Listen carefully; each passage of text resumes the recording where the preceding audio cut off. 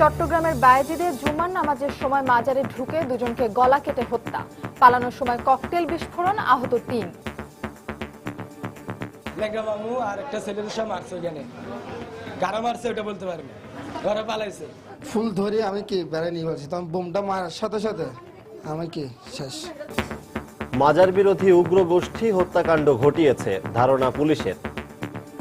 একজন ফকির, উনার তো ওরকম শত্রু থাকার কথা না, তো উনাকে যেহেতু মেরেছে, এখানে অন্য কোনো হয়তো স্বার্থ সংশ্লিষ্ট কিছু বিষয় থাকতে পারে। মাজার সংস্কৃতির বিরোধী যারা, তারা ওই ধরনের ঘটনা ঘটাতে পারে।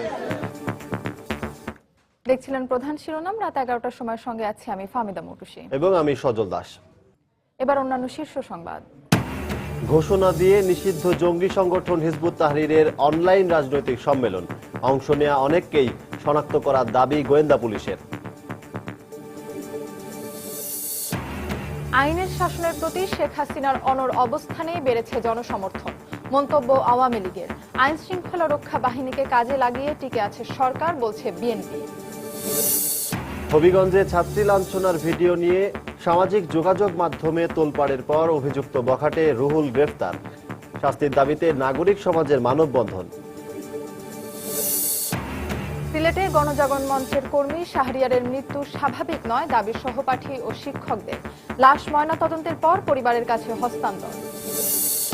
এবং টানা বৃষ্টিতে সরবরাহ নেই সবজির বাজারে, কাঁচামরিচ কেজিতে আরো 100 টাকা বেড়ে বিক্রি হচ্ছে 350 টাকায়, ক্রেতাদের নাভিশ্বাস।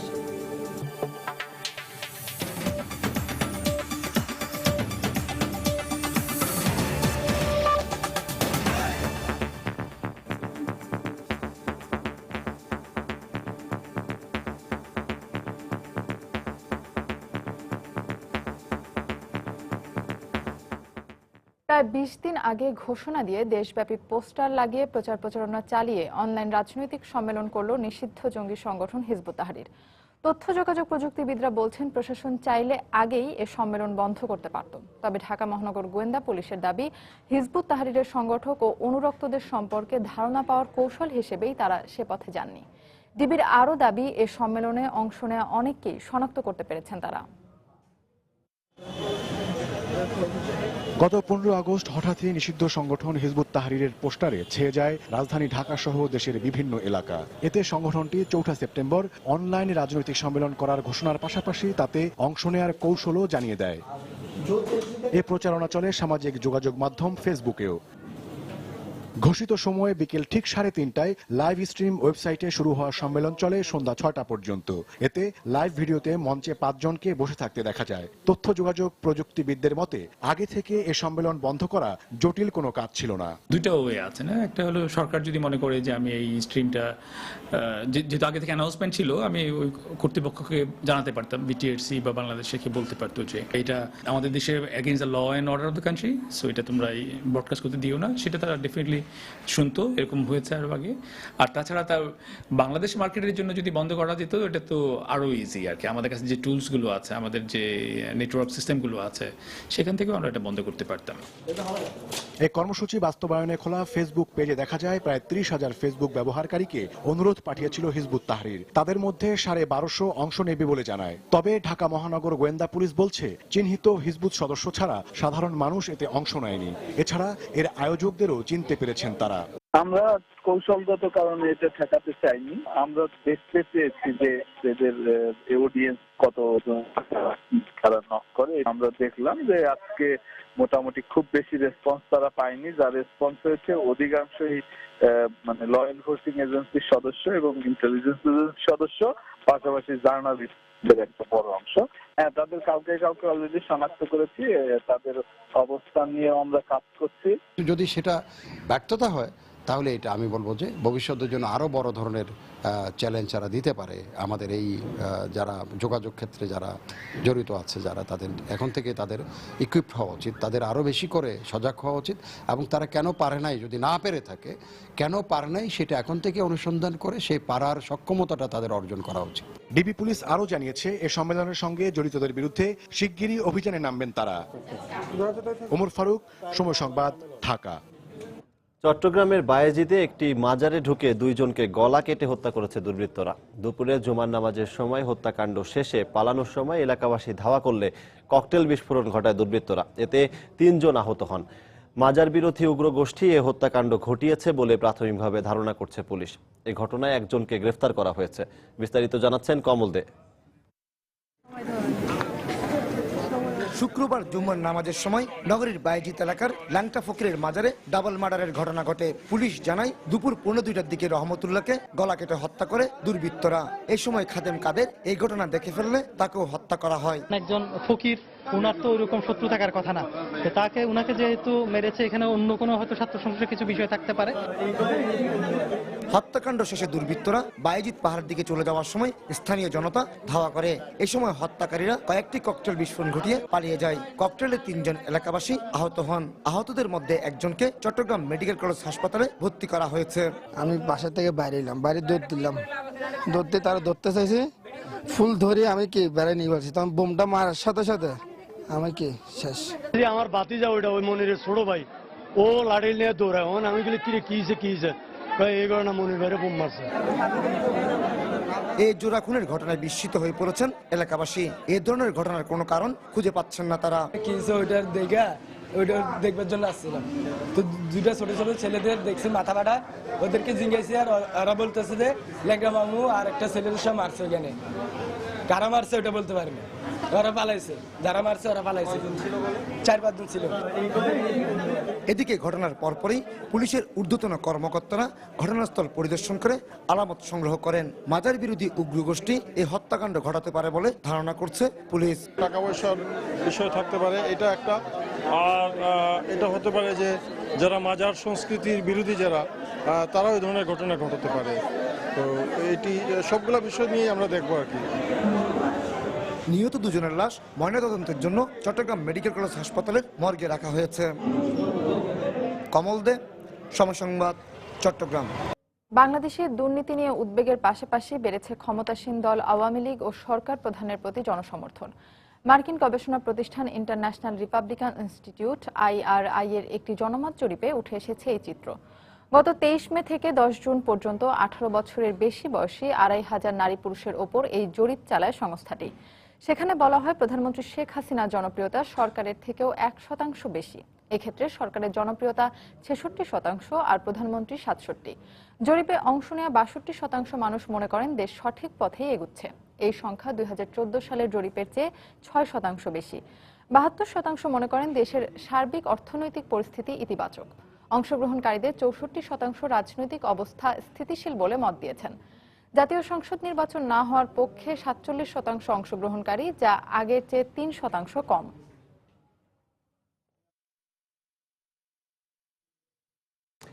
এদিকে জরিপের বিষয়ে স্থানীয় সরকার বিশেষজ্ঞ তোফায়েল আহমেদ বলেছেন, কোনো জরিপই চূড়ান্ত ফল নয়, তবে প্রতিটি জরিপ থেকেই দিক নির্দেশনা পাওয়া যায়। বিকেলে সময় সংবাদকে তিনি বলেন, দেশের রাজনৈতিক প্রেক্ষাপটে জনমত জরিপের মাধ্যমে সব পক্ষকে সন্তুষ্ট করা সম্ভব নয়। কোনো জরিপে চূড়ান্ত কোনো মতামতের প্রতিধ্বনি নয়, আবার কোনো জরিপে ফেলনা নয়। প্রত্যেক জরিপেরই কোনো না কোনো একটা ইন্ডিকেশন পাওয়া যায়। তো সেই হিসেবে জরিপটাকে আমরা একটা জরিপ হিসেবে নেব এবং বিভিন্ন সময় জরিপে সরকারের জনপ্রিয়তা ওঠানামা করেই এই জরিপে ভালো মন্দ এটা সঠিক সঠিক এটা বলার কোনো কারণ নেই, কারণ তারা তাদের জরিপের ফলাফল প্রকাশ করেছে। সার্ভে এটা যদি কারো পছন্দ না হয় তখন তারা এটা নিয়ে অনেক রকমের ফাঁস করবে। এখন যদি সার্ভেটা সরকার পছন্দ হয় এটা খুব বাহবা দিবে এটাকে, কিন্তু যদি অপছন্দ হয় তখন কিন্তু এটা আর কোনো সীমা থাকবে না। এটা আইনের হাত থেকে রক্ষা পাওয়ার জন্যই বিএনপি নেত্রী বেগম খালেদা জিয়া ঐক্যের রাজনীতির আহ্বান জানাচ্ছেন বলে মন্তব্য করেছেন খাদ্যমন্ত্রী অ্যাডভোকেট কামরুল ইসলাম। সকালে সেগুনবাগিচার শিল্পকলা একাডেমিতে আয়োজিত এক আলোচনা সভায় তিনি আরও বলেন, মার্কিন গবেষণা প্রতিষ্ঠান ইন্টারন্যাশনাল রিপাবলিকান ইনস্টিটিউটের গবেষণায় সরকারের প্রতি জনগণের সমর্থনের যে চিত্র উঠে এসেছে তা আইনের শাসনের প্রতি জননেত্রী শেখ হাসিনার অনড় অবস্থানের কারণে সম্ভব হয়েছে। IRI তাদের একটা জরিপ প্রকাশিত হয়েছে বাংলাদেশের বর্তমান সরকারের উপর। আগে শেখ হাসিনার প্রতি সমর্থন ছিল 56% মানুষের। সমস্ত প্রতিবন্ধকতার পরেও আজকে বাংলাদেশের মাননীয় প্রধানমন্ত্রী জননেত্রী শেখ হাসিনার প্রতি সমর্থন 56 ভাগ থেকে বেড়ে আজকে 62 ভাগ রয়েছে, 6 ভাগ বেড়েছে। আজকে তো পত্রিকায় আজকে তো সত্য উদ্ভাসিত হয়েছে ডক্টর ইউনূসের ষড়যন্ত্র, কিভাবে ষড়যন্ত্র হয়েছিল এই পদ্মা সেতুর বিরুদ্ধে। এটাও এই জরিপে উঠে এসেছে যে আজকে দেশের যে উন্নয়ন যে হচ্ছে আশাব্যঞ্জক, ঘটনা ঘটছে ঠিকই, কিন্তু সরকার কঠোর হস্তে সেইগুলো দমন করার চেষ্টা করছে। সুস্থ রাজনীতির থেকে দূরে সরে গিয়ে সন্ত্রাসের রাজনীতিতে যারা লিপ্ত হয়েছিল তাদেরকে কোনো অবস্থাতেই তাদেরকে রেহাই দেওয়া হবে না। আপনি বিচারের মুখোমুখি হয়েছেন বলেই আজকে এত নরম সুরে এত কাকুতি মিনতি করছেন। আসুন ঐক্যের রাজনীতি করি, ভেদাভেদ সব ভুলে যাই, কত ভালো ভালো কথাবার্তা। এই সুবচন কোথায় ছিল এতদিন? পেট্রোল বোমা বানানোর মাল মশলা আপনারা যোগান দিয়েছেন, পরিকল্পনা আপনারা করেছেন, কাউকে ছাড় দেওয়া হবে না, পরিষ্কার কথা। এদিকে বিএনপি চেয়ারপারসনের উপদেষ্টা ও সুপ্রিম কোর্ট বার অ্যাসোসিয়েশনের সভাপতি অ্যাডভোকেট খন্দকার মাহবুব হোসেন বলেছেন, বর্তমান সরকারের কোনো জনসমর্থন নেই, আইন শৃঙ্খলা রক্ষা বাহিনীর ওপর নির্ভর করেই তারা টিকে আছে। দুপুরে চট্টগ্রাম মেট্রোপলিটন সাংবাদিক ইউনিয়ন কার্যালয়ে তারেক রহমানের কারা মুক্তি দিবস উপলক্ষে আলোচনা সভায় তিনি বক্তব্য রাখেন।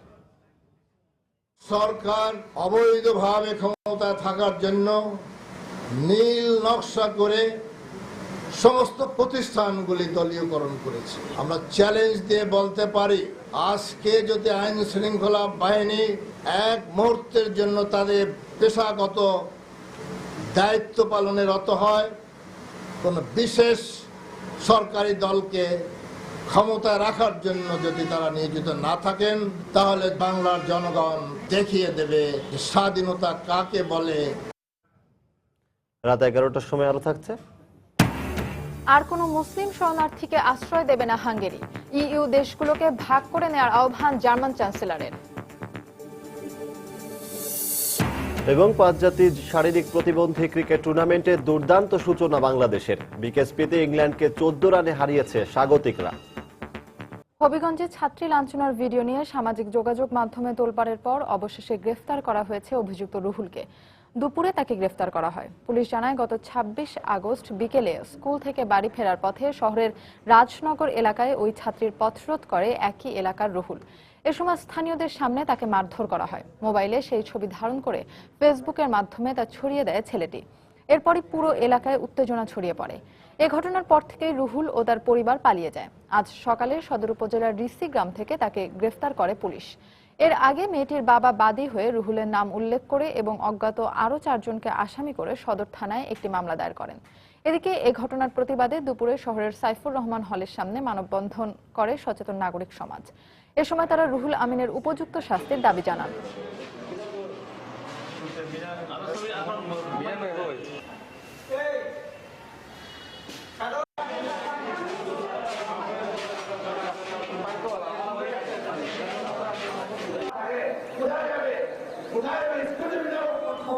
আমাদের ছাত্রছাত্রীরা নির্বিঘ্নে, ছাত্রীরা যাতে নির্বিঘ্নে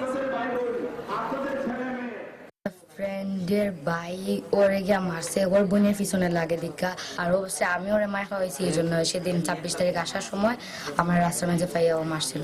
একটা মেয়ে দাঁড়াইল আমার মেয়ের সাথে, এবার আমার মেয়ের সাথে তুই বাইরে, তখন আমার মেয়ের সরাই উড়াইয়া এবারে কইতাছে কত হৃদয় বাপের দিয়ে আমার মার খাবাইছ, আমি এ তোর হৃদয় বাপের হাত কাটতে না তোর হাতে দিমো যেদিন সেদিন আমার নাম রুলাবে। মুরব্বী আমার মেম্বার ভাই আছে বা আরো যারা আছে স্থানীয় গণ্যমান্য সবাই সহযোগিতা করছে আমাকে। তো আমি তারপরে আমরা আজকে তাদের সাথে সমন্বয় করে আমরা ছেলেকে পিক আপ করি, তারা নিয়ে আসছে থানায়। সিলেটে শিশু রাজন হত্যা মামলার প্রধান আসামি কামরুলকে আগামী 2 সপ্তাহের মধ্যে সৌদি আরব থেকে দেশে ফিরিয়ে আনা হবে বলে জানিয়েছেন পররাষ্ট্র প্রতিমন্ত্রী শাহরিয়ার আলম। সকালে সময় সংবাদকে ফোনে কথা জানান তিনি। প্রতিমন্ত্রী জানান, আসামি কামরুলকে ফিরিয়ে আনার অনুমতি দিয়েছে সৌদি আদালত। গত 8 জুলাই সকালে সিলেটের কুমারগাঁওয়ে চোর সন্দেহে পিটিয়ে হত্যা করা হয় শিশু রাজনকে। এ সময় নির্যাতনের ভিডিও চিত্র ধারণ করে সামাজিক যোগাযোগ মাধ্যমে ছেড়ে দেয়া হয়।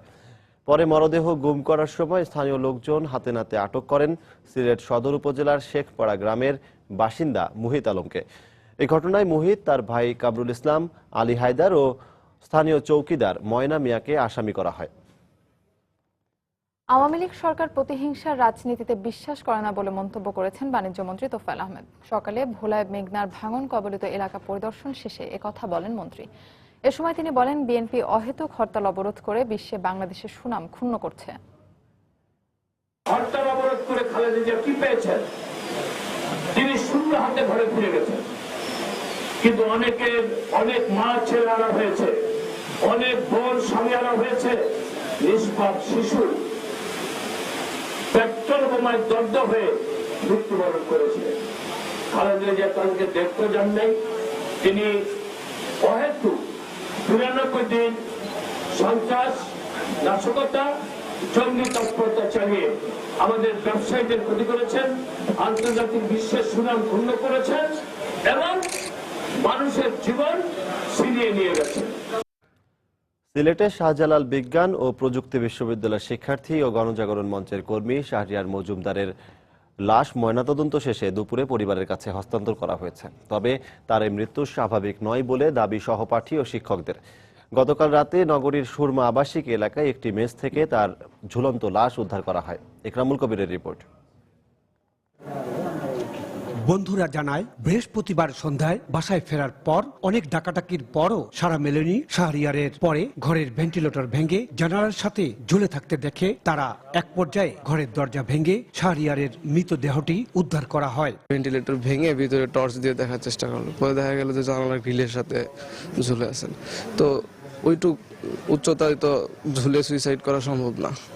হত্যার হুমকি ওটা অনেক আগে গণজাগরণ মঞ্চের সময়ে ওনার কাছে কাফনের কাপড় পাঠানো হয়েছিল। শাহরিয়ার মজুমদার শাহজালাল বিজ্ঞান ও প্রযুক্তি বিশ্ববিদ্যালয়ের আর্কিটেকচার বিভাগের শেষ বর্ষের ছাত্র ছিল। শত হাস্যোজ্জ্বল উদ্যমী এই শিক্ষার্থীর এইভাবে মৃত্যু সহজভাবে নিতে পারছেন না কেউই। শাহরিয়ার গণজাগরণ মঞ্চ 2013 সালে ফেব্রুয়ারি থেকে সে অ্যাক্টিভ ছিল এবং শাহজালাল ইউনিভার্সিটিতে একজন অন্যতম সংগঠক ছিল গণজাগরণ মঞ্চের। সার্চ থেকে যারা আসতো তাদেরকে নিয়ে আসতো। শাহরিয়ারের যে মানে ব্যক্তিগতভাবে যে তার স্ট্রংনেস যেটা ছিল আর কি, সেই জায়গাটা সেটার সাথে যদি এটা বলা হয় আত্মহত্যা, তাহলে সেটা আসলে মেনে নেওয়া যাচ্ছে না। আবার হত্যা বললেও সেটাও কারণ অনুসন্ধান করা দরকার। হাসি খুশি ছেলে কেন এইভাবে সুইসাইড করবে? এটাও সত্যি যে সে খুব ছিল, সব রকম পজিটিভ জিনিস, গণজাগরণ মঞ্চ, মুক্তিযুদ্ধ, আমাদের ইউনিভার্সিটিতে বিশাল একটা আলপনা আঁকা হয়েছিল। সে আলপনা আঁকার সময় সে একটা খুব গুরুত্বপূর্ণ ভূমিকা রেখেছিল। কষ্টটা আমাদের অনেক বেশি আসলে। সে তো বড় সড়ো একটা ছেলে, কিন্তু যেখান থেকে সে সুইসাইড করার জন্য একটা বেল্ট দিয়ে বেঁধেছে, সে জায়গাটা খুবই নিচু, তাই না? কাজেই জানালা গ্রিল থেকে দেখে আমাদেরও সন্দেহ হয়, আমাদের মনে হয় যে কি ব্যাপার, এটা কেমন করে হলো। তবে ছেলের এই মৃত্যুকে মেনে নিয়ে কারো উপর কোনো অভিযোগ নেই বলে জানান শাহরিয়ারের চাচা। কিভাবে ওর মৃত্যু হয়েছে সে উপরওয়ালাই জানেন, আমরা জানি না। আমরা কাহাকেও দোষী করি না, কাহার প্রতি কোনো সন্দেহ নাই। এ ঘটনায় তদন্ত শুরু করেছে পুলিশ। আমি হত্যাকাণ্ড তো বলতে পারবো না, মৃত্যুর সঠিক কারণ নির্ধারণের জন্য আমরা এই মর্গে প্রেরণ করছি, শুরুতাল রিপোর্ট প্রস্তুত করা হয়েছে এবং ময়নাতদন্ত সম্পন্ন হয়েছে। আমার রিপোর্ট না আসা পর্যন্ত আমি এই ব্যাপারে কোনো কিছু বলতে পারবো না। দুপুরে লাশ ময়নাতদন্তের পর হস্তান্তর করা হয় পরিবারের কাছে। এ সময় কান্নায় ভেঙে পড়েন স্বজন ও সহপাঠীরা। ইকরামুল কবির, সময় সংবাদ, সিলেট। মোয়াল্লেম ফি জমা দেওয়ার পরও প্রায় 11,000 হজ কমনেচ্ছু সৌদি আরব যাওয়ার নিশ্চয়তা না পাওয়ায় বিক্ষোভ মিছিল করেছেন। দুপুরে জুমার নামাজ শেষে আশকোনা হজ ক্যাম্পের সামনে বিক্ষোভ করেন তারা। পরে মিছিল করতে গেলে পুলিশের বাধায় তা পণ্ড হয়ে যায়। এ সময় তারা এই ঘটনায় প্রধানমন্ত্রীর হস্তক্ষেপ কামনা করেন। আশকোনা হজ ক্যাম্প থেকে প্রাপ্ত তথ্য অনুযায়ী সরকারি ব্যবস্থাপনায় এ পর্যন্ত 2,384 জন এবং বেসরকারি ব্যবস্থাপনায় 58,289 জন হজযাত্রী নিয়ে 161টি ফ্লাইট সৌদি আরব পৌঁছেছে। এদিকে ফ্লাইটের শিডিউল বারবার পরিবর্তন করা এবং কিছু ট্রাভেল এজেন্সির বিরুদ্ধে অনিয়মের অভিযোগ তুলেছেন অনেক হজযাত্রী।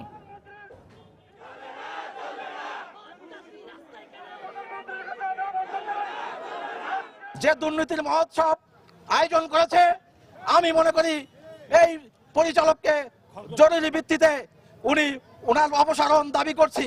সাথে সাথে আমিও বলবো একটু বিচার বিভাগীয় তদন্ত করে এই হজ ব্যবস্থাপনায় যে দুর্নীতি মহোৎসব হয়েছে তার শাস্তি বিধান করা। সরকারের উচ্চ মহল থেকে সব ধরনের প্রচেষ্টা নিয়েছে এবং নিয়েছিল হাজি যাতে সম্পূর্ণ হাজি যেতে পারে। কোঠার অতিরিক্ত হওয়ার কারণে কিছু হাজি যেতে পারছে না। জঙ্গি ও সাইবার অপরাধ দমনে যুব সমাজকে সৈনিক হিসেবে কাজ করার আহ্বান জানিয়েছেন তথ্যমন্ত্রী ও জাসদ সভাপতি হাসানুল হক ইনু। বিকেলে রাজধানীর বঙ্গবন্ধু অ্যাভিনিউয়ে কর্নেল তাহের মিলনায়তনে জাতীয় যুব জোটের 11তম প্রতিষ্ঠাবার্ষিকীর আলোচনা সভায় তিনি এ মন্তব্য করেন। এ সময় যুব জোটের নেতারা দেশের চলমান রাজনৈতিক পরিস্থিতি নিয়ে আলোচনা করেন। বিএনপি চেয়ারপারসন বেগম খালেদা জিয়ার সমালোচনা করে জাসদ সভাপতি বলেন, পেট্রোল বোমার মাধ্যমে সন্ত্রাস চালিয়ে গণতন্ত্রের চর্চা থেকে তিনি দূরে সরে গেছেন।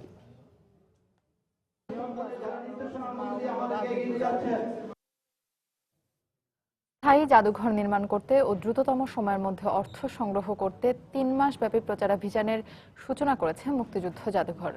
সকালে রাজধানীর আগারগাঁওয়ে সংবাদ সম্মেলনে এই আহ্বান জানান ট্রাস্টি সদস্যরা। তারা বলেন, বাংলাদেশের মুক্তিযুদ্ধের মতো একটি গৌরবোজ্জ্বল যুদ্ধের স্মৃতি স্মারক সংরক্ষণ করতে আরও প্রায় ২২ কোটি টাকার আর্থিক অনুদানের প্রয়োজন রয়েছে।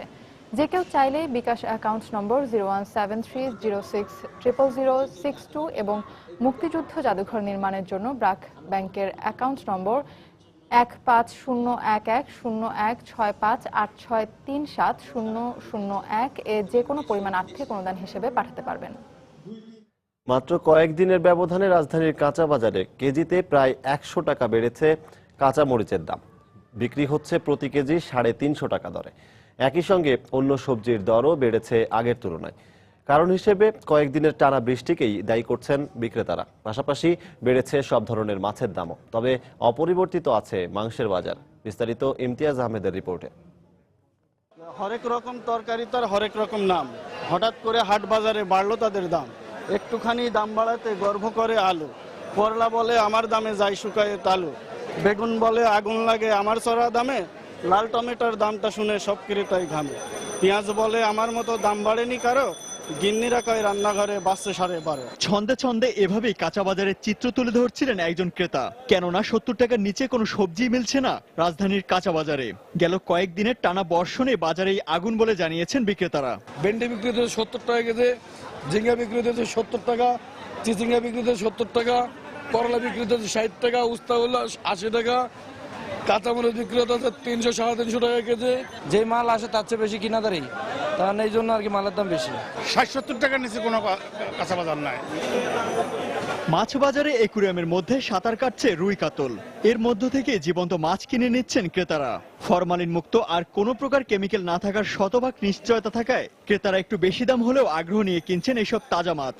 মানুষের একটু সুবিধা কি এখানে যেটা পাইতেছে কালার সুন্দর, তার জন্য মানুষ নিতে পারতেছে। এটা দেখে ভালো লাগে, দাম বেশি হলেও এটা কেনার প্রতি আগ্রহ বেশি জাগে। তবে এ সপ্তাহে প্রায় সব ধরনের মাছই কেজি প্রতি 20 থেকে 30 টাকা বেড়েছে বলে জানিয়েছেন বিক্রেতারা। বিক্রেতারা তো বলছে যে যা আমরা কিনি সেই হিসাবে বিক্রি করি, যখন কম পাই তখন কম, যখন বেশি পাই তখন বেশি। 10-20টা 30টা বেশি, কারণ বৃষ্টির জন্য, বন্যা তো পানির জন্য মাছ অনেক সমস্যা। একটা মাছ কিনলাম, এটা গত শুক্রবার 300 টাকার মধ্যে কিনি, 350 টাকার মধ্যে কিনছি, আজকে 400 টাকা কিনলাম। এদিকে খাসির মাংস বিক্রি হচ্ছে প্রতি কেজি 600 টাকা, গরু 380 আর ব্রয়লার মুরগি বিক্রি হচ্ছে 155 টাকা কেজি দরে। ইমতিয়াজ আহমেদ, সময় সংবাদ, ঢাকা। পর্দা উঠল গঙ্গা যমুনা নাট্য ও সাংস্কৃতিক উৎসবের। দুই বাংলার সাংস্কৃতিক অঙ্গনকে আরো সমৃদ্ধ করার লক্ষ্যে শুক্রবার সন্ধ্যায় জাতীয় নাট্যশালায় শুরু হয় এই নাট্য উৎসব। ওপার বাংলার কিংবদন্তি অভিনেতা সৌমিত্র চট্টোপাধ্যায় ও এপারের খ্যাতনামা অভিনেত্রী ফেরদৌসী মজুমদার উৎসবের উদ্বোধন করেন। এতে বাংলাদেশ ও ভারতের পশ্চিমবঙ্গের মোট 17টি নাটকের দল অংশ নিচ্ছে।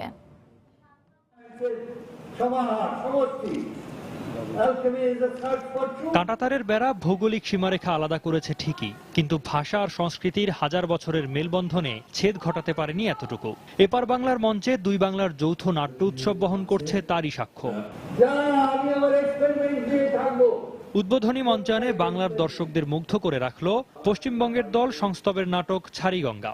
চলচ্চিত্রে সত্যজিৎ রায়ের অপরাজিত, অপুর সংসার ও ফেলুদা খ্যাত সৌমিত্র চট্টোপাধ্যায়ের মঞ্চের অভিনয় দেখতে দর্শকের ঢল নামে জাতীয় নাট্যশালায়।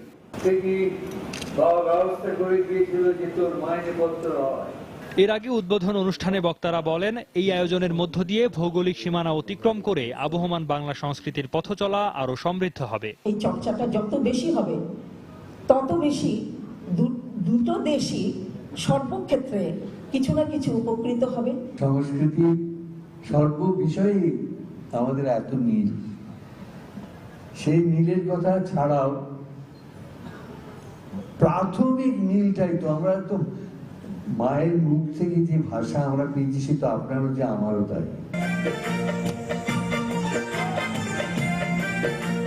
দুই বাংলার অভিন্ন সাংস্কৃতিক ঐতিহ্য ধারণ করে আগামী 8 দিন চলবে এই উৎসব।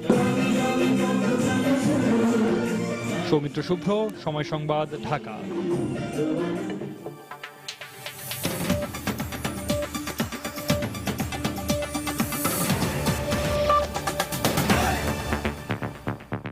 হাঙ্গেরি আর কোনো মুসলিম শরণার্থীকে আশ্রয় দিতে চায় না বলে জানিয়ে দিয়েছেন দেশটির প্রধানমন্ত্রী ভিক্টর অরব্যান। বৃহস্পতিবার ব্রাসেলসে ইউরোপীয় ইউনিয়নের সম্মেলনে অভিবাসী সংকটের মূলে জার্মানিকে দায়ী করে তিনি বলেন, ইউরোপে অভিবাসন প্রত্যাশীরা মূলত জার্মানিতেই যেতে চায়। এদিকে 2 লাখ অবৈধ অভিবাসীকে পুনর্বাসন করতে ইইউ নেতাদের প্রতি আহ্বান জানিয়েছে জাতিসংঘ। সম্মেলনে ইউরোপিয়ান কাউন্সিলের প্রেসিডেন্ট ডোনাল্ড টাস্ক জানিয়েছেন, প্রায় 1 লাখ অভিবাসীকে ইউরোপের দেশগুলোতে ভাগ করে দেয়া হবে। অভিবাসীদের দায় কয়েকটি দেশের উপর না চাপিয়ে ইইউভুক্ত দেশগুলোকে ভাগ করে নেওয়ার আহ্বান জানিয়েছেন জার্মান চ্যান্সেলর অ্যাঙ্গেলা মার্কেল। এদিকে হাঙ্গেরি থেকে ছেড়ে যাওয়া অস্ট্রিয়াগামী একটি ট্রেনের যাত্রীদের পথিমধ্যে জোরপূর্বক আশ্রয় শিবিরে পাঠানো হলে পুলিশের সঙ্গে অভিবাসীদের সংঘর্ষ হয়। ইইউর ডাবলিন আইন অনুযায়ী দেশটির প্রশাসন বৈধ কাগজপত্র ছাড়া অভিবাসীদের বুদাপেস্ট ছাড়ার অনুমোদন না দেয়ায় অভিবাসীরা ক্ষুব্ধ হয়ে ওঠে।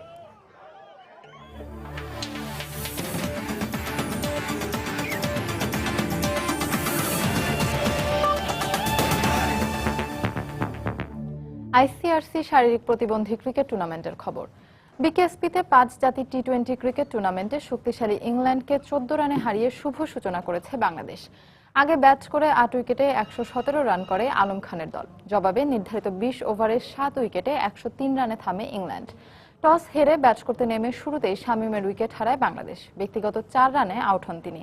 এরপর মনিরুজ্জামান 14 রানে আউট হলেও অপূর্ব কুমার ও অধিনায়ক আলম খানের ব্যাটে এগিয়ে যেতে থাকে বাংলাদেশ। আলম 19 ও অপূর্ব 22 রানে আউট হন। তবে তীর্থর 10 বলে 17 রানের ইনিংসে নির্ধারিত 20 ওভারে 117 রানের চ্যালেঞ্জিং স্কোর পায় বাংলাদেশ শারীরিক প্রতিবন্ধী ক্রিকেট দল। জবাবে প্রথম ওভারেই উইকেট হারিয়ে বিপদে পড়ে ইংল্যান্ড, কিন্তু গুডউইন 31 ও ফ্লিন 33 রান করে দলকে ভালো অবস্থানে নিয়ে যান। তবে স্বাগতিকদের নিয়ন্ত্রিত বোলিংয়ে আস্কিং রেটের সঙ্গে পাল্লা দিয়ে রান তুলতে পারেনি ইংল্যান্ড শারীরিক প্রতিবন্ধী ক্রিকেট দল। শেষ পর্যন্ত 103 রানে তাদের ইনিংস থামলে দারুণ এক জয় পায় বাংলাদেশ। অলরাউন্ড পারফরমেন্সের জন্য ম্যাচ সেরা হয়েছেন বাংলাদেশের ধ্রুপম তীর্থ।